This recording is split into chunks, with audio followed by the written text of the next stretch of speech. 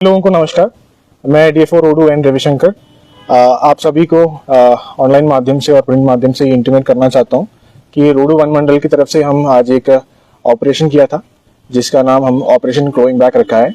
ये wild life crime को लेके है और इसमें हमें कॉन्फिडेंशियल इंफॉर्मेशन हमारे सूत्रों से मिला था कि अनेक वाइल्ड लाइफ आर्टिकल्स जो है यहाँ रोडू मार्केट में, मेन मार्केट और अपर बाजार में कुछ शॉप्स, ज्वेलरी शॉप्स में रखा गया है और इसका कंसीलमेंट और सेल जो है, जो वाइल्ड लाइफ प्रोटेक्शन एक्ट की जो वायलेशन है वेरियस सेक्शंस का, इसकी तहत होने जा रहा है शहर के अंदर या मार्केट के अंदर।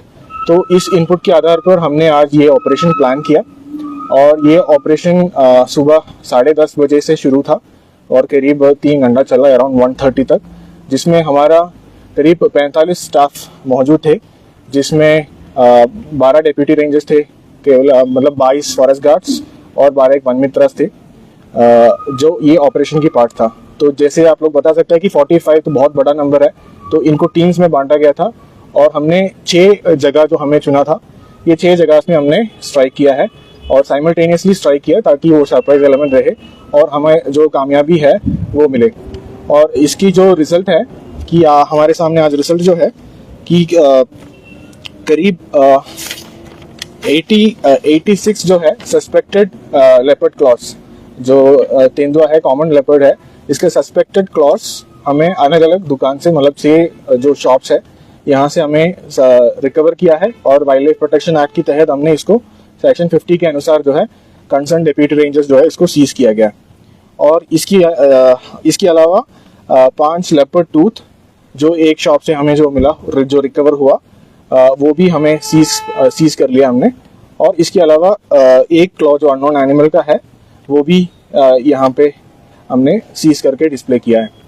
अभी इसके अलावा 10 फेदर्स कोई एक अननोन बर्ड का वो भी रिकवर किया है फ्रॉम अ पर्टिकुलर शॉप। तो ये total 86 suspected leopard claws, 5 leopard tooth suspected और 10 फेदर्स ऑफ अननोन बर्ड और एक अननोन एनिमल का क्लॉ, इतना रिकवरी हमने आज किया। तो मान के चलिए कि total around 100 wildlife articles जो सस्पेक्टेड है। अब इसका जो डिटेल जांच है, जो फॉरेंसिक एनालिसिस है, ये wild life institute of India and other wild life forensic laboratories जो है उनसे कोऑर्डिनेशन में किया जाएगा और उसमें ये सामने आएगा कि ये एग्जैक्टली कौन सा जानवर का है, कौन सा एज है, या इसमें कोई फेक वाइल्ड लाइफ आर्टिकल भी है, वो उसका जांच अलग से हम डिटेल्ड इन्वेस्टिगेशन और डिटेल सैंपल के लिए हम भेजा जाएगा। अब इसके अलावा इसकी कनेक्शन में जो वहाँ पे मौजूद थे या ऑनर्स, मोस्टली हमने ऑनर्स को ही इसमें गिरफ्तार किया है वाइल्ड लाइफ प्रोटेक्शन एक्ट के अनुसार, और इनको अभी थोड़ी देर में मजिस्ट्रेट के सामने पेश किया जाएगा। मेडिकल एग्जामिनेशन भी ऑलमोस्ट ऑल एक्यूज्ड का हो चुका है और आफ्टर दैट हम इसमें रिमांड के लिए रिक्वेस्ट करेंगे। बाकी पूरा टीम है मेरे साथ जो है जिन्होंने ये ऑपरेशन किया है, इसमें सभी का जो कंट्रीब्यूशन है, योगदान है, भूमिका है, बहुत अहम रहा है।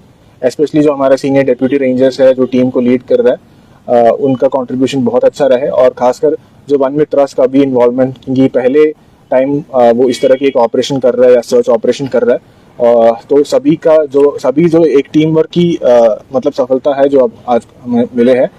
और इसके मतलब हमारा आग्रह ये है कि एक मैसेज चले जाएगा जो इस तरह की जो illegal sale of wildlife articles में जो मौजूद है, जो कंज्यूमर्स है, इसका जो सप्लायर्स है, हमारा कोशिश, ये तो बस एक शुरुआत है और इसका ऑपरेशन का नाम इसलिए हमने क्लॉइंग बैक रखा है एक फिगरेटिवली, बिकॉज मोस्ट इसमें लेपर्ड क्लॉ ही था एक तो, एंड ये तो एक शुरुआत है, मतलब it is a starting step. तो हम अभी बहुत कदम हम आगे चलना है क्योंकि वाइल्ड लाइफ कंजर्वेशन हमारा देश का एक महत्वपूर्ण ऑब्जेक्टिव है और इसमें बस एक ही शुरुआती कदम ही है।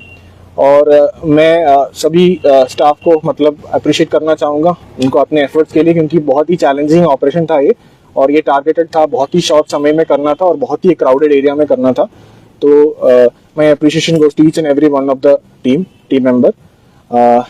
इसके अलावा बाकी जो इसका वायलेटेड सेक्शंस जो है वाइल्ड लाइफ प्रोटेक्शन एक्ट का, section 42A, section 44 and section 49B जो प्रोहिबिट करता है trading and supply of illegal wildlife articles, तो इसके अनुसार अभी कार्रवाई चलेंगे।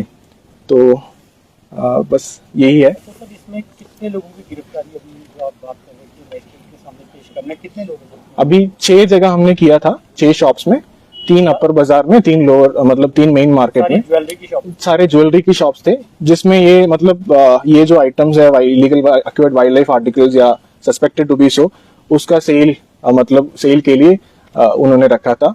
अब इसमें एक एक दुकान से मतलब जो भी मतलब 500 में हमें ऑनर्स ही मिल गया। एक केस में जो वहां पे मैनेजर है या सेलर है उनको अरेस्ट किया है, और उस केस में अभी हम ऑनर की तलाश में है। अब ऑनर शायद absconding है, उसका मतलब बता कर रहा है, तो बाकी जांच अभी डिटेल में होना है। जैसे कि भी बताया कि भी फॉरेंसिक रिपोर्ट आनी है, अभी संभवतः कुछ नकली भी हो सकते हैं, कुछ भी हो सकता है, वो बात की बात है। हाँ जी, हाँ जी। लेकिन अगर मान के चलते हैं कि सारी चीजों का 70-80 या 90% भी ये सही पाए जाते हैं, हाँ। तो क्या उम्मीद है या फिर आपकी इन्वेस्टिगेशन क्या कहती है कि ये क्या लोकल यहाँ के हंटिंग करने के बाद प्राप्त हुए अवशेष हैं, या फिर कहीं से बाहर से इसको सेल आउट किया जा रहा है? ये भी अभी ये तो बहुत ही इनिशियल स्टेज पे है, जी। ये बताने के लिए अभी हमारे पास वक्त कम है, तो we need more time to carry out detailed investigation. इसलिए हम इनका कस्टोडियल इंटरोगेशन के लिए रिक्वेस्ट कर रहे हैं मजिस्ट्रेट से, सो दैट इसका जो बैकवर्ड लिंकेजेस है, मतलब ये कहाँ से सप्लाई होता है, कौन इसके पीछे हंटर्स है, पोचर्स है, तो इसके बारे में पता करने के लिए हमें एक डिटेल्ड इन्वेस्टिगेशन का जरूरत है। हो सकता है डेफिनेटली कि इसमें इंटर स्टेट लिंकेज हो, इंटर डिस्ट्रिक्ट लिंकेज हो, तो ये सब पॉसिबिलिटीज है जी। Thank you sir. और कुछ? Thank you so much.